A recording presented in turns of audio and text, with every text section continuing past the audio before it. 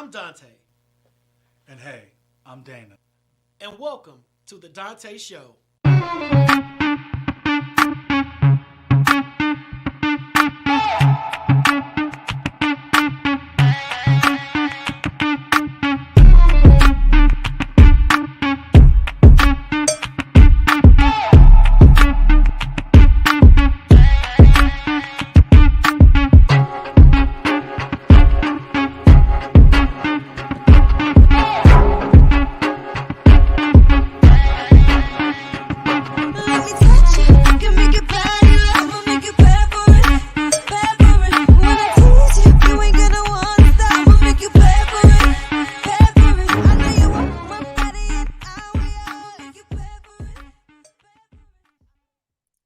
What's up, Village? It's your boy Kwame, the man with the plan behind the stands.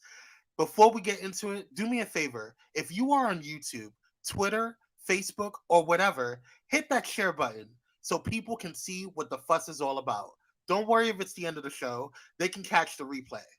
We're trying to spread the love instead of spreading the lies, y'all. All right, let's get into it.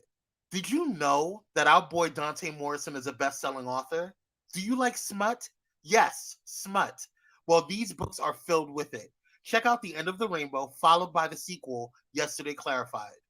You can get them on Amazon, or if you are tired of giving Jeff Bezos the time of day, you can visit www.dantemorrison.com, where, in fact, you will find out more about the motivational, inspirational, hilarious host known as Dante. Mr. Morrison, if you're nasty. He is not only the host of TDS, he is a public health advocate, motivational speaker, and community change agent. Articles, interviews, blogs, podcasts, vlogs, and more. You name it, and Dante has done it. Speaking of vlogs, have you subscribed to the Donta Show YouTube?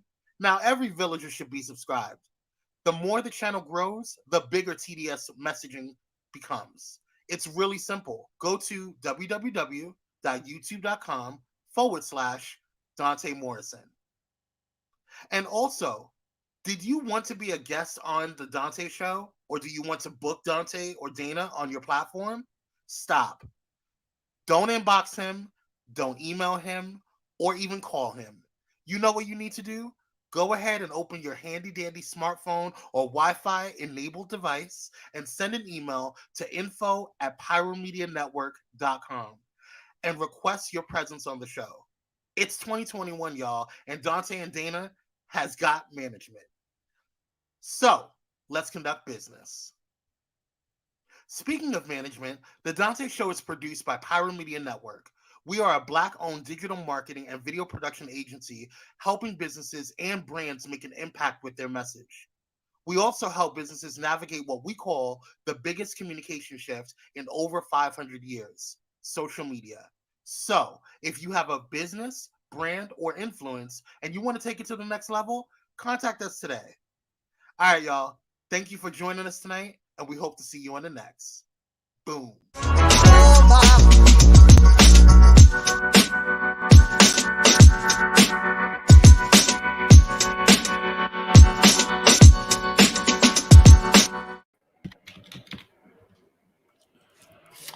Dana? Ladies, what it do? Hey, I know every time y'all hear my name, I know what I'm saying. What is it, Dana? Hey, just stay over there a little bit. What's up, Village? How's everybody doing this evening?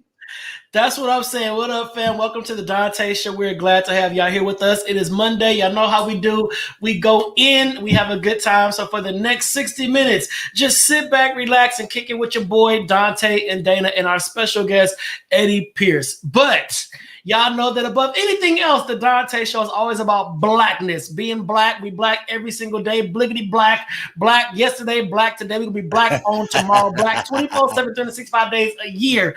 We are black and we love being black. And today it's all about being blacker because blackness wins. So listen, with that being said, we know that February is Black History Month, but the Donta Show, every single episode, we highlight a black icon. icon. So we're going to talk about our black icon for the day. Then our pop culture, we're going to talk about Kid Cudi, and we're going to talk about the series Them on Amazon Prime. We're going to do a little tap on that, followed by the infamous Dana drop. What's his name? Dana.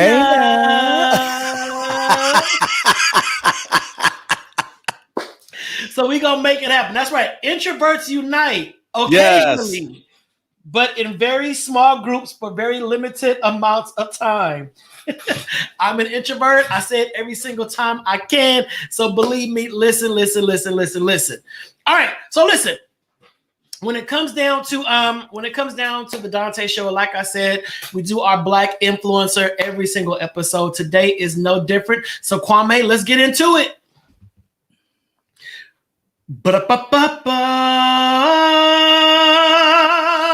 Black History Year. Today's highlight is Octavius v. Catto. Octavius v. Catto, known as one of the most influential civil rights activists in Philadelphia during the 19th century. Catto fought for the abolition of slavery and the implementation of civil rights for all. He was prominent in the actions that successfully desegregated Philadelphia's public trolleys and played a major role in the ratification of the 15th Amendment, bearing voter discrimination on the basis of race. Now listen to this. On election day, remember he did all this stuff for voters, right? On election day, October 10th, 1871, Catto was teaching in Philadelphia. Fights broke out in the city between black and white voters. Sound familiar? As the elections were high in tension and parties reflected racial opposition, black voters who are mostly Republican, faced intimidation and violence from white voters, especially ethnic Irish, who were partisans of the city's democratic machine. Irish immigrants had entered the city in great numbers during and after the Great Famine of the 1840s. They competed with free blacks for jobs and housing. City police were called on to quell the violence. Instead, often ethnic Irish themselves, they exacerbated the problems. Basically, white police were called in, all right, using their power to prevent black citizens from voting. A Lieutenant Haggerty was later arrested for having encouraged police under his command to keep African Americans from voting. Sound familiar? Here we are in 2021. This is in 1871, okay? On his way to vote, Catto was intermittently harassed by whites. Police reports indicate that he had purchased a revolver for protection. At the intersection of 9th and South Streets, Catto was accosted by Frank Kelly, an ethnic Irish man who shot him 3 times. Catto died of his wounds. Okay, the city inquest was not able to determine if Catto had pulled his own gun. Kelly was not convicted of assault or murder. Catto was only 32. In 2017, a monument to Octavius v. Catto was unveiled at Philadelphia's City Hall. Donta Show Village, give it up for civil rights activist, influencer, man of all, Octavius v. Catto. Hey. And when you think about that story, it is amazing how little to nothing has changed. Like little to nothing. And nothing at all, really. So sad and unfortunate that even back then, that was 1871, we were fighting to vote. Now let's go down to Georgia. Let's go down to Atlanta and let's think about all the stuff that is happening when it comes to voting. All right. Now think about the fact that the brother was killed by a white man, who was not found guilty of assault or murder. Sound familiar? Rub your chin and think about that. Exactly. All we can say, 1871, 2021, what has really changed? Sad yet true. All right? Ain't nothing changed but the date and the time. That's it. So now let's get into our pop culture. So real pop culture before we bring on our guest, or the Dana drop. Can't forget the drop. Let's talk about pop culture. So one of the things that's talked about a lot is Kid Cudi. All right. So Kid Cudi appeared on Saturday Night Live over the weekend, and he was wearing a dress. All right. He was wearing a dress. Now, what I find funny, now I ain't all about, men in dresses. That ain't my zhuzh. That ain't my get down. But that's what you want to rock. You rock your frock. I'm not tripping. I don't care.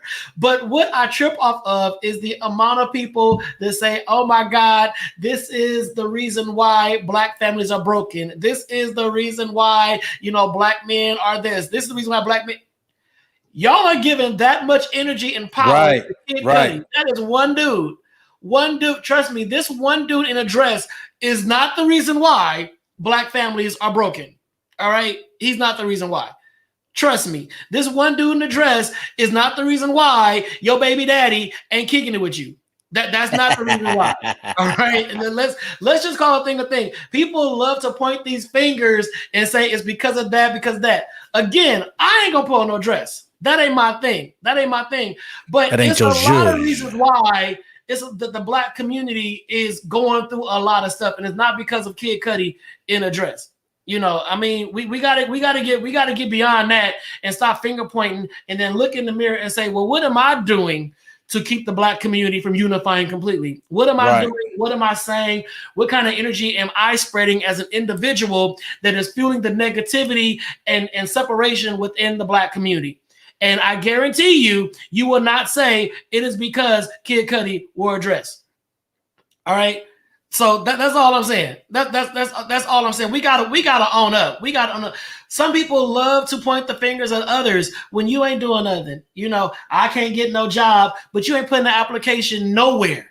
That is not the fault of Kid Cudi being in a dress. You not paying child support is not the fault of Kid Cudi being in a dress. All right. So let's just come on. And I agree with Joe. People who put sugar in their grits is why families are broken up. If you put sugar in your grits, that's the reason why your family cannot stay together. You're not using wisdom. You don't operate with any kind of sense. You're putting sugar on grits and you wonder why the world is against you. You wonder why you feel so oppressed. You wonder why everything is coming down upon your shoulders because you're putting sugar in your grits. That is not the fault of Kid Cudi wearing a dress. That's the fault of you making improper decisions, trying to make the best out of your life. And I'm sorry, but if you're putting sugar in your grits, take a step back and look in the mirror and say, well, maybe I am the problem. Maybe all this is my fault. Not Kid Cudi being in a dress. Okay?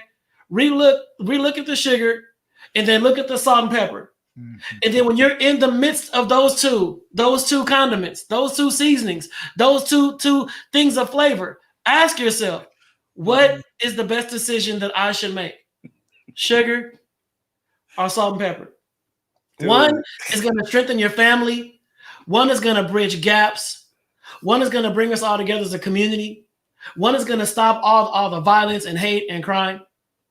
And then one is going to further marginalize us as a people. One is going to further oppress us. So when it comes down to sugar and salt and pepper, the fate of the black community is really in your hands. For those of you all that are new to the Donta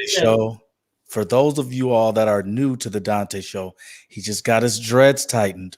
Okay, so he just went off in a little tangent right there real quick with a little influence from a unicorn lover.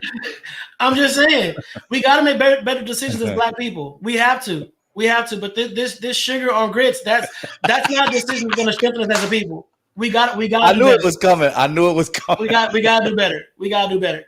All right. So real quick, we get to Dana Drop and get to our special guest. Them on Amazon Prime. Okay, Them on Amazon Prime. Listen when I tell you, one of the most triggering series I have ever seen in my entire life. Okay, I'm not going to spoil it. I'm not going to give it away. But let me just say this. If you are a black person and if you are easily triggered by images of racism, if you are tired of seeing images of racism, if you are tired of seeing, what white folks have done to us and are still doing to us, if you're tired of seeing that, you might want to take caution before watching Them. However, if you are someone that's interested in seeing, again, acts of horrible racism and unimaginable occurrences that happen to black people at the hands of white people in a white supremacist society, then check out them. Now, a lot of folks are saying, I'm not watching it. It's trash. I hate it. I'm sick of them always showing us being victims of racism. Okay, well then turn on CNN. Turn on the news. If you don't watch them, which is a series based upon stuff, turn on the news and you can see what's actually happening to us as black people as a result of a white supremacist society. So you can either watch them or watch CNN. Both are going to tell you the same story. We are always on the other end and always fighting. But them was poignant. Them had some powerful undertones when it comes to the trauma of what we have experienced for generations. I thought it was brilliant. But if it's not for you, don't watch it. It's and that you said easy. You said it's on Amazon Prime? Amazon Prime. If it's not for you, don't watch it. All right. And if it's for you, watch it. It's really that simple. I watched it. I loved it. But I need white folks to watch it. I need white folks to start watching shows like them so they can better understand why we are the way we are when things happen. Because if I hear one more white person say, I don't understand, that was in the past, why are you still holding on? Let that go. I'm going to let Joe McClain have it. I'm going to call Joe McClain and put Joe on speaker and say, Joe, here's yet again another white person that does not understand why we're so angry. And I'm going to just put Joe on speakerphone and say, Joe, go. And you watch what happens. So I'm just saying, if you don't want to be triggered, don't watch them. But if you want to just watch something that I think was wonderfully made, yes, it was very hard to watch, but it was wonderfully made, and it tackled so many of the traumas that still exist today within the Black community as a result of what we have gone through by racist white people. All right, so that's it. So that's my pop culture. And that's our Black History highlight. Now it's time for me to bow out. You know what? Hold up. You don't have to. Let's not bow out. We want to get our whole speech to pull you in, dude. But we got a guest on. And you could have sent me a private chat and said, I'm not going to do the Dana drop because now I look unprepared. No, you're fine. Hold on. Kwame, can you hold on? Dana, can I see you in the back, please, real quick? No, what I was going to say is, everything you touched on today needed to be touched on. All I want to say for the Dana drop today, because I want us to get the guests on. I want them to have enough time, because you know how I get. I turn into Joel Osteen. I turn into everybody. So to avoid all of that, what I want to do is let's just get the guests on. And for the Dana drop, I'm just going to tell everybody to make sure you continue to spread love. Spread love. Spread it. I'm so conditioned. Yeah, you're so conditioned. We're going to do it again. But spread love, please. During this time, especially with this movie, especially with everything that's going on, make sure you pick up the phone and just tell somebody that you love them. That's right. Tell them that you love them. All right. I agree. If you don't believe me, they don't believe me. They don't believe me, Kwame. Spread love.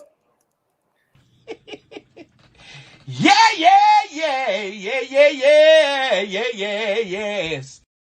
Okay. And that's the Dana drop. And you know what? Boom. I'm out. Let's bring on that guest, man. Let's give him a good enough time. Love y'all. All right. Ladies.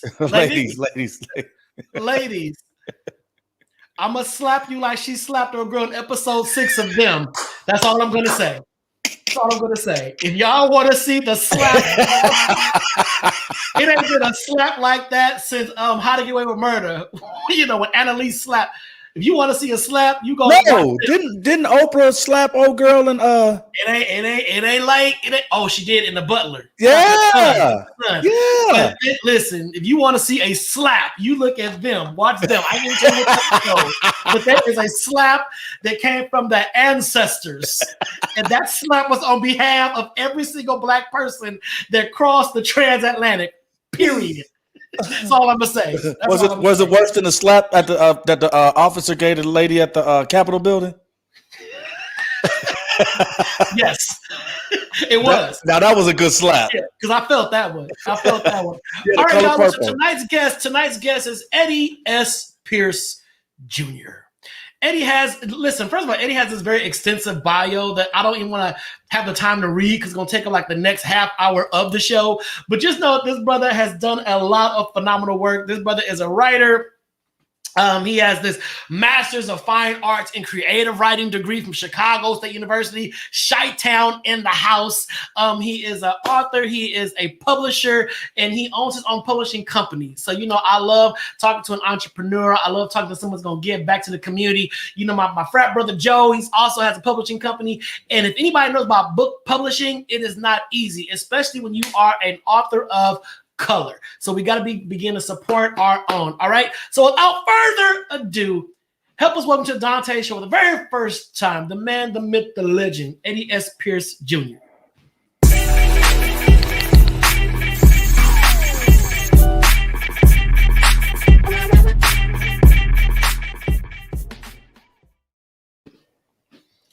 What up? Wow. Just wow for the intro. Oh man. Don't be dumbfounded. Don't be dumbfounded. Just jump on in. I tell people I did this a couple times with some shows where I got the intro like that, and every time I hear stuff like that, it's like, damn, he sounds amazing. Who is that? That's me. Wow. But the way you put it out there, dude, man. But can I real quick, I just want to make a real quick request. Give Dana more of his scream. More of my scream? Scream, man. Because you gave up your time for me, brother. Okay. I want them to scream for you one more time if we can get it in. Ladies, I'm just, I love you. I'm here all week, 2 days. It's the greatness of what you guys do. I love it. No, we appreciate you, man. We appreciate you. Thanks for being a guest on the show. Eddie, your jewelry's clicking in the mic. I know you all bedazzled, but make sure you're oh, why am I? Yeah. Come Got on. it. Yeah. Take that off. Shout out to my cousin Cedric Cotton, watching from St. Louis. What's up, St. Louis, up in his house? Yeah. Eddie, Joe McClain, that's my Chicago brother. Which part of Chicago you from? West side, south side, north side? Born and raised on the best side, the west side, and then you got it, Joe. And then as an adult, I spent a good number of years on the south side, so I can claim it all. All right, got it. Eddie, you are here with us. We are glad to have you on the Donta Show. It's been a long time coming. We've been talking about this, for quite a while, but you reached out. Here you are. So let the folks know what you do, because I feel a person can do their own bio better than the paper. You know what that is? You can keep it real. So go ahead. I am Eddie S. Pierce Jr., the founder and publisher of Rainbow Room Publishing, LLC, where I have self-published a number of my own titles, recently published a few others. And Rainbow Room Publishing right now is really expanding, by the grace of God, to do a number of other things and productions that we can talk about later if we got time. No, we good. Yeah. I mean, where do you want to start? Because there's so much we can talk about, because your hand is on a whole lot of different pots. It's you're doing a lot of stuff. So what you want to talk about? The books? You want to talk about publishing? You want to talk about how you started Rainbow Room? Why is Rainbow Room important? I'm an author. I have 2 books out, yes, and I recall that I was trying to get my stuff out there. I'm like, well, how do I get? I didn't know what to do. I know how to do it. I didn't know there were Black, owned publishing houses that really cater to certain demographics and all that. I had no idea. So I'm assuming that you saw a hole that need to be filled. What put you on the path to really starting, Rainbow Room? And I always have to make that distinction because we are not getting sued. Rainbow Room Publishing. Pyro Media Network. Right. LeVar Burton will be on here like, son. Oh, and I didn't even think about, because reading Rainbow, but I was thinking about the lounge in New York. But I'm gonna clear that up real quick for you. Okay. So basically, I've been writing since I was about 9. I was encouraged by my family to keep doing it. And it was something that I've always done kind of in my free time for any number of reasons. And I'll never forget that this, my firstborn, Love Something Infinite. I got all the visual aids if y'all want them. But this, I started writing this on a plane towards Las Vegas for an interview. And it was about maybe 20 pages by the time I got there, got back to Chicago. And around that time, I was applying to, as you aforementioned, come on, vocabulary aforementioned, Chicago State University's Masters of Fine Arts program in creative writing, the home of the Gwendolyn Brooks censor. But to get into the program, I needed 40 pages of fiction. So I said, I got 10 pages, I got 20 pages, you better find another 20. And then to graduate from the program, and this is just how art, and I think you can relate to this, you both can, how it is organic in the sense that it grows in its purpose and the purposes it serves in your life. And so it got me into grad school, but it also got me out successfully because I needed to write a creative thesis, which is a novel. And so I pretty much wrote the entire book for that purpose.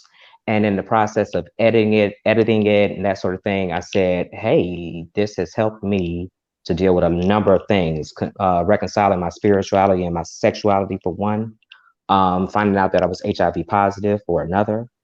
And so I said, this may help someone else. And I looked at, thankfully, from that education, I learned that publishing is shrinking and that for the most part, if you are not Jay-Z, Beyonce, Michelle Obama, or Barack Obama, a TD publishing Jakes. house, TD Right. Jakes, they are not about to take a chance on you. And so an analogy I love to use is that I decided to go the Jay-Z method.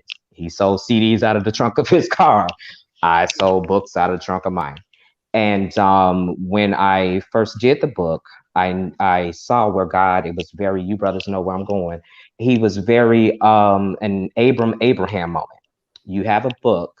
Yes, you went through a self-publishing service, but you paid to have it done. You orchestrated it. You were the publisher. Now you need a company name. To clear up the name real quick, I'm trying to at least.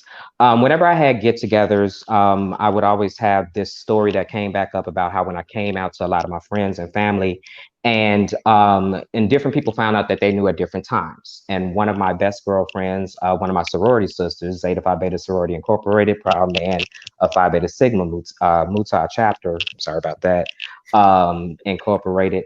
And she said, well, it was like different people were coming to the party at Eddie's Rainbow Room, but they didn't realize that they got to the party at different times.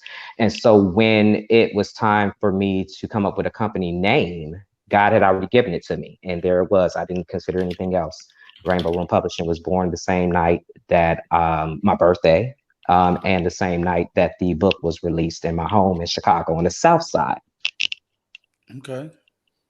I like how you talked about you were on the plane and you wrote the 20 pages. You know, and I talked to a lot of writers, and Dana can attest to this as well. People who have the gift for writing or have a story to tell, you know, oftentimes once you get into that zone, you know, you're there. You know, you're there. And I think it's also important to explain to the new writer or the person that wants to write their book, their story. They're not, I see my sis Lynette Patrice on here, and she has a powerful story that she wants to put into a book. And I think it's so important that she gets her story out. The key is just starting. Just write. You know, just write. And I met so many new writers that are trying to write. They're trying to write the next great novel. So they're writing and spell checking and editing the whole time. No, throw it up on the paper. Just throw up on the paper. You know, I remember I wrote this song for Dana, and Dana was like, yeah, it sounds good, but let's tweak this right here and let's do this right here. And I'm looking like, but that's my song. I thought it was perfect when I finished it, you know? And then was like, no, because you got to ride the beat. You got to do it. I'm like, but now you're messing with my perfect song that I thought was perfect, you know? And having the wherewithal to know when to back up and then let it fine tune throughout the process, let it age. And I think that's where a lot of new writers, they get in their own way because they're so critical. So you threw up 20 pages on a plane. And then when you heard you needed 40 pages, you're like, okay, let me knock out 40 more pages. It's like if let's say Beyonce did call Dana and say, I need a song tomorrow. I can guarantee you Dana would not go to sleep tonight. And he probably already has, if not something ready, something he can tweak. Something Beyonce has. He's ready. He's ready. Exactly. Is the point. Yes. Yeah. So talk about that. Just people getting in position and being, because I know a lot of times the opportunity is there, but people are not ready for it. If that makes sense. Yeah, it's a lot of doors around us that are completely unlocked. Some are even cracked. Yes. But we're not ready for it. But we always talking about, I can't wait until, but you have nothing. You have no groundwork. You haven't tilled the soil. You haven't dropped the seed. You ain't watered it. You've done nothing, but you're ready to go to the next level. I think a lot of people are scared of success. They talk a big game. They say this, they say that. They want to do this, they want to do that. But when they really sit down and they map out everything and what it all takes, some people get scared. And then they'll block their own blessing. They'll get in their own way. They'll come up with excuses. Like I said last week, procrastination. They'll put stuff in their own way to make up an excuse. Well, hey, Eric, did you write today? Oh, you know what? I had to go grocery shopping, so I didn't get to it yet. Well, Eric, did you write today? Well, you know what? I had to go do this, or I had to, wear my Chicago hat to the side, just, for whatever reason. Right. Just any old excuse to not work on what their purpose is. A lot of people just need to stay and know what it boils down to. Thank you. What it boils down to is people need to know and understand their purpose and their walk. Once you understand your purpose and your walk and what you're called to do, it'll be second nature. Because there's so many people a jack of all trades and a master of none. Because you're over here, you're over here, you're over here. Yes, speak. Master that one thing, because that one thing may open the door for everything else. Yes, confirmation. I hope my mama is watching tonight. She and I had that conversation all the time. But carry on. I'm sorry, brother. No, I just told a young singer that today. Run around the church. Yes. Yeah. I told her that today. I said, I said your modeling may open the door for your music career, Yeah. And I often always use Jamie Foxx. Jamie Foxx wanted to be a singer. Okay, well, that wasn't happening. But then as soon as he got into acting, that opened the door for his music. Then it was easier for him to do music because everybody knew his name. Everybody knew who he was. He didn't have to beat the streets like a regular person trying to get in the music industry because he let something else open the door for him. Yeah. Can I drop a real quick segue in there? Go ahead. I'm wondering if either of you saw this. I saw this in the last year or two, where Jamie Foxx was on an interview of some sort, and he was talking about how he was, like you said, trying to break into music, right? And so he was on in Living Color. He had just done the Wanda skit. And he was still dressed in the dress, in the wig, in the makeup. And the musical guest that night was either it was Teddy Riley just by himself or it was Guy. And he said, "Oh, here's my chance." And he said he ran down the hall in his stocking feet, looking as scary as he looks as Wanda with his demo tape. Because you remember back in the day we had cassettes, right? Yeah. And he was like, "Look, I know I look crazy right now." He's like, "Look, brother, I just want to put this in your hand." I can't remember what happened from that, but it was just this thing of he was ready in a moment's notice, and he took his shot when he saw it. Exactly, because he got to, and we say this all the time, he got through the door to get to the table to be able to present that. Because had he been going the way that he was wanting to go and not tap into something else, he would have never had the opportunity to even hand anybody that. Or had he said they're not going to receive it because of how I look right now. Right. You got to seize the moment. Yeah, you have to. You got to see Carpenter. You got to see Carpenter DM. You got to seize the moment. Yeah. So, I don't know. Go ahead. I want to talk about, because a lot of people, finances is a big issue when it comes to, Shamika just shared that that's a big issue when it comes to publishing. So we talk Yes. about, well, I don't have the money to self-publish. I don't have the money to pay for a marketer. I don't have the money to pay for Pyro Media. You know, I don't have the money. You know, so did finances ever block you what you need to do? And if so, how'd you get over that hump? Okay, so we're gonna give credit first and foremost to Christ, because nothing would happen without that cross and him getting up off of it and giving me access to the blessings. When I tell you my first book, I took an extra loan from my I was in my grad program. I took an extra, that refund check. I dropped that on the first book. The second book, no, actually that's in reverse. The first book, actually, I pulled from my retirement account. These were the Bush years, Bush junior years, and we were losing money on our 401ks. And I said, well, if he gonna lose money, I may as well take a shot on myself. And so, and man, and look where we are. God, I missed that altogether. Thank you. But the second book was where I had, man, look, we were losing a home, my partner and I at the time. I had an insurance check from some flooding. I had one of those refund checks from college. I published the second book and through a casino night release events with the real roulette tables, the blackjack tables, live music and everything. And it was just really this thing of use what you got. Use what you got. Now, everybody's not going to have that huge stack at any point, right? Right. And so one half of my dream was always that, the first half being that I find a vehicle to put myself out. And the other being that, oh, now I have a vehicle. How do I help other people to do it? And of course, it's a for-profit company. The not-for-profits are coming. But I am still always looking at, well, how do I keep it affordable? How do I keep it affordable? And so in addition to paying me to do everything, another great visual aid, a friend of mine gave me the advice to write this. Okay. A publishing guide. And basically it's through me, it's about $10, but it breaks down my entire process. And it goes to a point you made earlier, Dante, that the first thing you need to do is write. The very first thing I say in that book is, if you have not written something, you might want to put this down. Don't muddle your mind with the business while you're in the process of creating the art. But from there, it's 10 short chapters, each about 1 to 2 pages. The longest one is 3.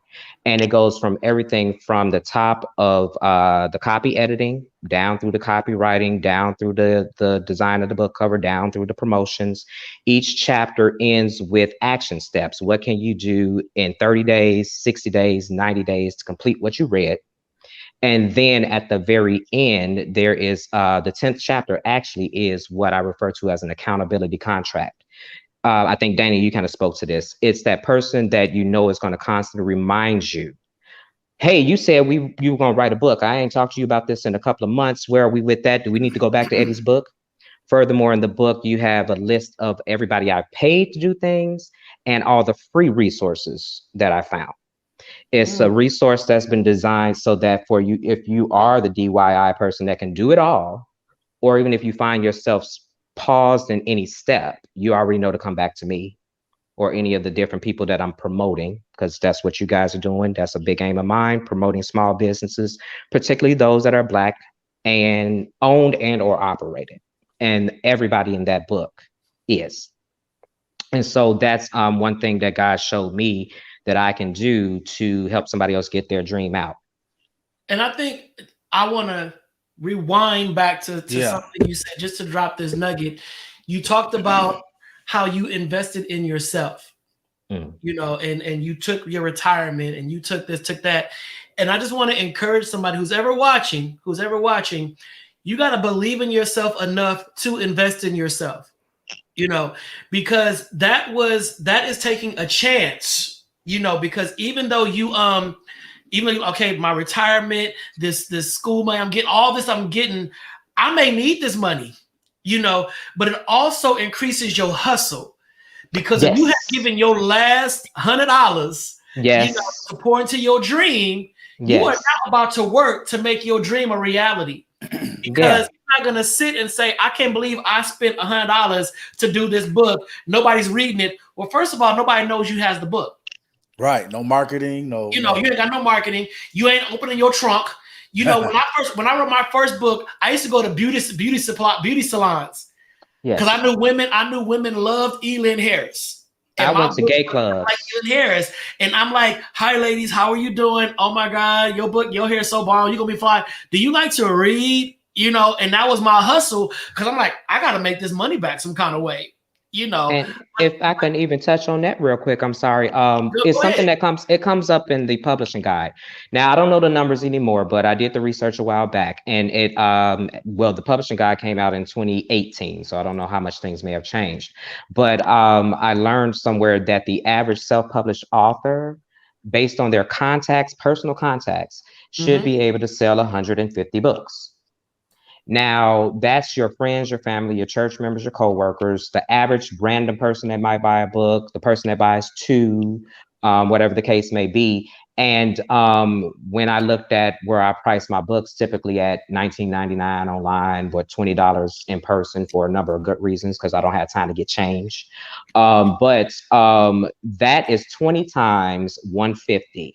That's $3,000. And what I do is every time I sell something to some degree, I'm learning now not to do it as much as I used to, but I reinvest. I sell a book for 20. I can go somewhere and print 4 of those for that same price. And now I have another 80 bucks. I look at my book sometimes as dollar bills. That's a 20, that's a 20, that's a 10, that's a 20, kind of thing. But don't sell your first 10 books and then go out and buy a car. Amen. Because how you gonna pay the car note? You gotta keep reinvesting in yourself, reinvesting in your product. Joe McClain just made a very good point. People you never know be your primary. People will never be your primary customers. Right, exactly. I learned that. Yeah, sometimes it's a lot of folks that know me. Folks is like, oh, I know Dante, but you don't have my book. Well, and even to that point, and somebody validated my choice to do this, that I know there were conversations with me and God where he said, your birthday is the perfect time to release the book. Your birthday is the perfect time to have the anniversary. And so I threw and this is something I haven't put in the book as an idea somebody might go with. I threw what could have been a birthday party. And I said, in lieu of gifts, buy the book. So I had, I had 1,350 square feet. We had about good Lord, 75 to 100 people floating in and out. And this was grandmothers and fathers and stepfathers and cousins and friends from work. I had a brother who was from LA who knew me on Facebook who said, I'm in town that day. I'm coming through just to get the book. And so I was halfway to that 150 goal. And I have friends that have said, I bought the book and I never read it. I said, but it's on your bookshelf when people walk in. I don't care if you read it. It can be a coaster. Okay, thank you. I told her, I said, you can use it as bird feeder because somebody see the book and possibly buy it. So but I told her, don't tell people you didn't. But I told people, don't tell them you didn't read it. Don't do that. And then too, and Nicole Vick, who has her pushing through, Nicole Vick said, please don't be offended by folks because certain folks might not be your target audience. And that is the truth. I know my audience. I know who I wrote my book for. I know who is going to read it, who's going to be comfortable reading it. I know my audience. So I'm not tripping. If Taquan don't have my book. Taquan is not going to read the kind of stuff that I write. And I get that.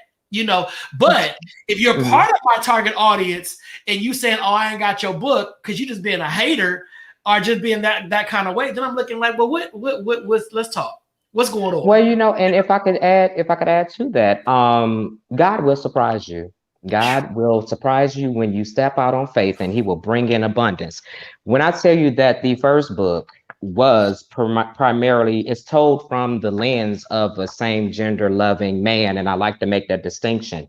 Black men, same gender loving men, gay, same word, but it also speaks to blackness. Different context. And so, yes. And so when I knew that I was writing through that perspective, that would be my target audience. But when I tell you that I had a straight female pastor of a predominantly traditionally heterosexual church. She read it and said, "Thank you Ain't for no giving me heterosexual insight." churches out there. Cut that out. Well, no, I said predominantly. Come on, we got our vocab. I ain't got my doctorate yet. I'm working right behind. I'm right behind you, brother. I'm in your way. Right. But she, no, she said to me, "Thank you because you presented to me what it might be like to be the gay person in a church." And to that day and since, she had never done anything publicly, personally, or whatever to offend me. But it was a surprise to me to see that I didn't even write this for her. And she loved it. She showed up at my second book reading and she was in the back with my parents and I praying before I went out. She left the church picnic to come support me. You never know. And so I'm just saying that you put it out there, right? You just put it out there and you trust God to do the rest. You plant your seeds and you trust him to bring the rain and the increase. Now, what? Oh, go ahead, Dane. I'm sorry. Oh, I'm sorry. What is your inspiration? And are you writing from life experiences, or are you writing from friends or people experiences, and then you add a little something in there, or is it all fiction? Is it true? Is it, Good question. Yeah. No, great question. I get it all the time. To be quite honest, my first love is science fiction. Okay. And I actually, I told you about writing as a 9-year-old. I have binders where I looked up later on and said, "Oh my God, I've been a publisher the whole time." I would take college ruled paper and write little stories, draw little pictures, make a book cover with the same paper, and a back with an imprint. And then I would take the twist ties from the garbage bags and from the bread loaf. Yeah. And that's how I bind the book together. And so there was a formula that was kind of always in my head. But then when it came to needing to write at that season, it was honestly more so, and I just talked about this, so it's no big deal, and it's also in the books, and you see that I'm a well and healthy. But 6 months before this book came out, I had my second of 3 suicide attempts. And writing the book and putting it out was a way, honestly, to save my life, to save my own life. And that's one reason I said I know that there's some value in this for somebody else. But with that book, I did, it's nothing science fictional at all. It is what I have coined as autobiographical fiction, in the sense that there are events that happen exactly the same way. Names have changed, locations have changed, a lot of poetic license. But when people ask me that, it's a question that comes up all the time. Do you write from your experiences? I explain to them, and I think this goes to Dante's point earlier. Someone spoke to the idea, I think, of being able to reach the white people even, right? But the idea of, for me, I've learned that your writing, you have to somewhere in there seek universal truths and illustrate those. I'm writing as a Black gay man from Chicago, but I want this to resonate beyond just that demographic. And so God made me look and focus on the emotions, the truth of the emotions. Right. So sometimes the events never happened, but the way that I felt in that scene was gospel truth. Right. That you took the show for a spin. Yeah. And you can't do that. You can't do that, man, because spin it on back. Me and Dana, we're emotional Black men. We're not afraid. But I see that, and I love that though. You guys, I think you just really. I love that about you. Everybody. That was really encouraging, because we don't talk about why people write, right, and the power of writing and what it gets off of you, and for you to just so casually share 3 suicide attempts, and then the book just really kind of saved you. That's really powerful. That's powerful. Hey, so kudos you for that. Credits to him. Credits to him. Hey, y'all, real quick, we're gonna take a quick 30-second break, get some water. Eddie's gonna sip on whatever he's sipping on. We'll be right back. I wasn't supposed to say that. I took the label off, so I wouldn't say it. Right. They not.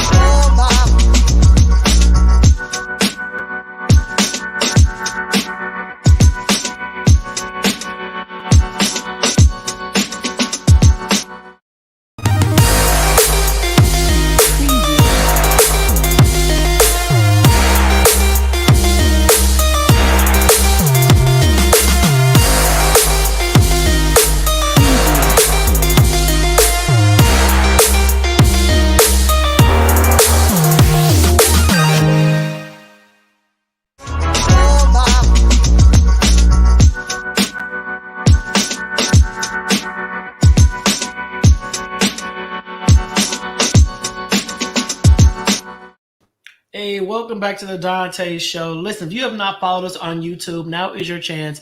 Please go to youtube.com/ Dante Morrison, hit that subscribe button, and become part of the village. We would love to have you as a part of us every Monday and Tuesday from 8 p.m. to 9 p.m. Pacific Standard Time. You don't want to miss out. You can also check out a lot of the past interviews that we have done. You'll be pleasantly surprised by the topics that we have covered and the celebrities that we have interviewed. Don't sleep on the Dante Show. So go on over there, subscribe, follow, like, and love us. We are back with our special guest, author and publisher Eddie Pierce Jr.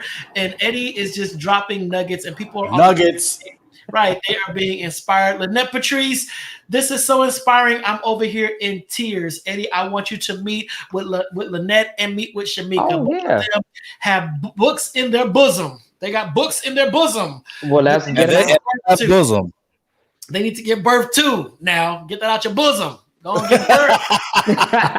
You know, so I need you guys to check out Eddie's book about publishing, and then also all the other stuff that Eddie is doing. Listen, we got 8 minutes left. Eddie, come on, talk about Rainbow Room. What has Rainbow Room got on its agenda? What is going on? How can we support this Black entrepreneur? Oh, wow. So, man, I'm glad I brought the visual aids. What's going on right now is from a Black perspective. This is a joy. I have done so much, but this is a joy. This is an anthology of 5 authors, including myself, with the exception of Sanya Haynes, who you know. None of the others have been published before, and these are friends, actually. I love the analogy. It's me playing spades, putting all of the cards on the top, and I'm saying, I want this one, this one, this one, this one. I'm going to win this game. And so from a Black perspective, it's meant to basically debunk the idea that we as a people are monolithic, that we all have the same values, the same issues, the same drives, desires, what have you. And so it's a piece that has 5, 6 different pieces. And we are doing a free virtual live event this Sunday, April the 18th from 1 p.m. to 3 p.m. Central Standard Time. Similar to you all, it's StreamYard, so it's streaming everywhere. And it will be an opportunity for people to hear live readings wherever they are, wherever they can access the internet. And there will be a live Q&A panel discussion. And so that's number 1. Number 2 is Save Some for the Poets. It's an April National Poetry Month event that is also produced by Rainbow Room Publishing. We will be broadcasting from a space here in Dallas, Texas, to the world on Saturday, April the 24th from 7 p.m. to 9 p.m. Our featured guest and host performer is Passion the Lioness. She is also known by her given name, Danielle Hall, and she is a recent author of a collection of poetry, Danielle Unfolded. So she's going to perform alongside a number of different authors, well, not authors, excuse me, poets, spoken word artists, and we have confirmation just today of musical acts that will be involved in that. And then just to bring you all back, because I know y'all love her as much as I love her, Sanya Haynes. Hey. So she just released this one right before you guys talk. What state is that? This is Arizona. This is the first one that she and I are publishing together. Okay. Now you still need to go back. Anybody that didn't get Alabama and Alaska, and get Alaska, those. yeah.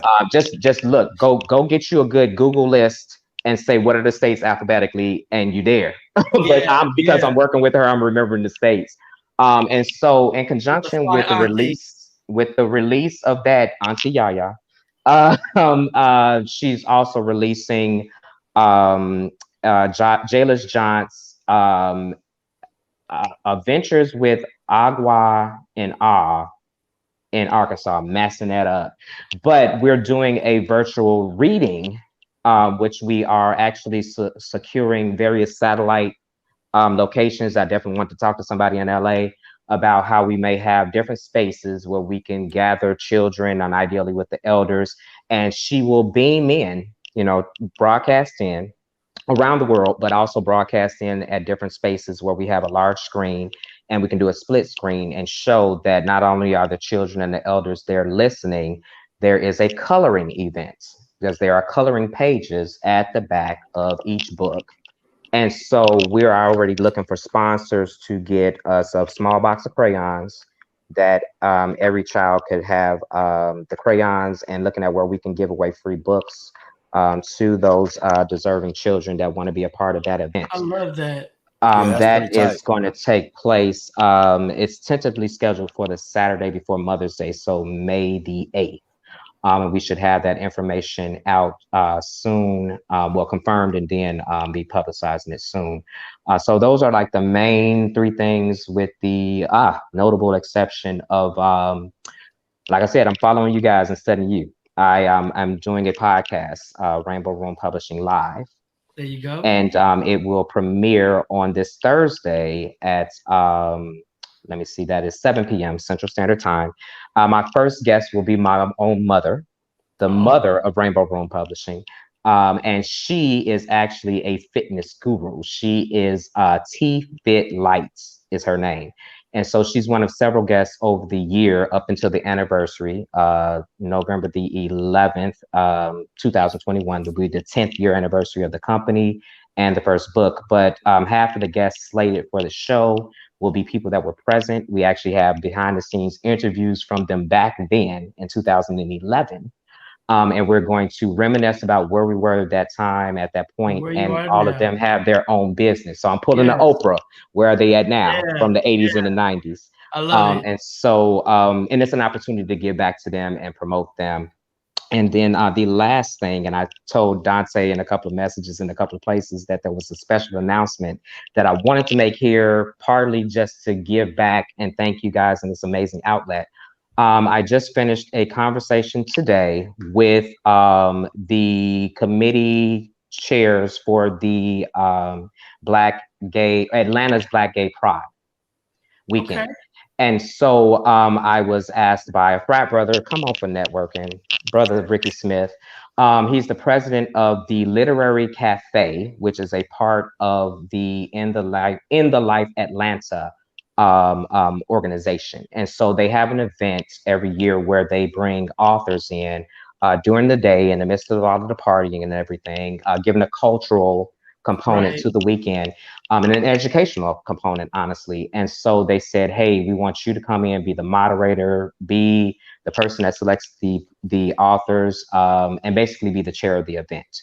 And so we're talking about several exciting things that we're going to do for that particular event, but how we can extend it to the whole weekend in an effort to support the authors that we pick, but also just broaden that cultural component of the event. So that's something that you can look forward to this Labor Day in Atlanta, and it will be streamed everywhere. So love it. Once again, love it.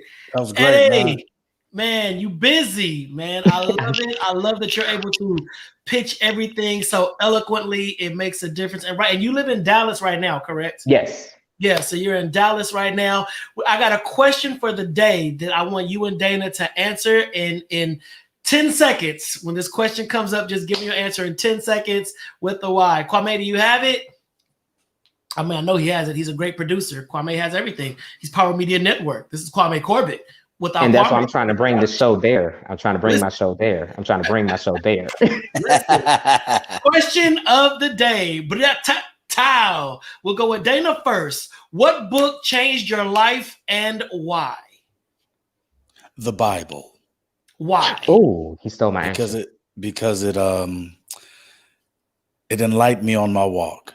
That's it. Amen. Ta-da. Eddie, you. What book changed your life and why? You can't say the Bible. I know, because he stole it, right? You know what? I have three people in head, but the main person that's going to come to mind is Elin Harris and Invisible Life. That was mine. You two both took mine, but Invisible Life changed my life. James Baldwin, B-Boy Blues. Boom. There you go. So yes. James Baldwin, James Earl Hardy. He's his mentor. The show. James Earl Hardy loves Baldwin as much as I do, and he know why I made that mistake. That brother knows he loves me. I love him. B-Boy Blues and Invisible Life changed my life. Yes, because they just showed me on paper. And I was like, I appreciate that. Eddie, you have been a phenomenal guest, man. Yes, sir. We appreciate you so much for taking time out of your busy schedule to come on the Donta Show, talk about your books, your journey, Rainbow Room. I want to get you back on to talk about how you just overcame all of your mental health struggles, with writing. Because I think that is so powerful. So we'll get that scheduled, and get you back on. All right? Love it. Hey, man, so we appreciate you. Thank you so much, and we'll be in touch. Yes, sir. Definitely.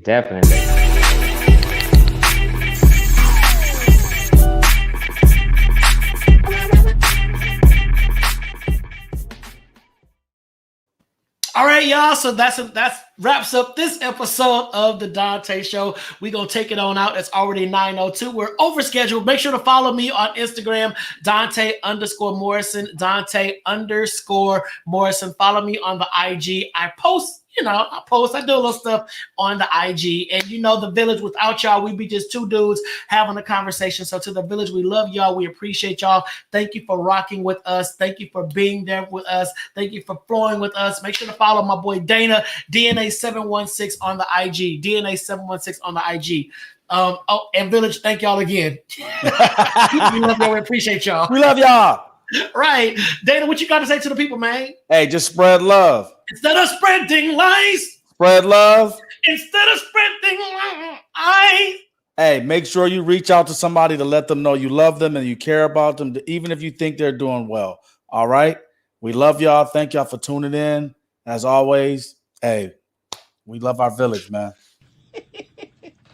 Yes. What? He got me with that one. What happened? He's telling people this. Yes. Yes. Oh, I got to do the laugh first. I got to do the laugh.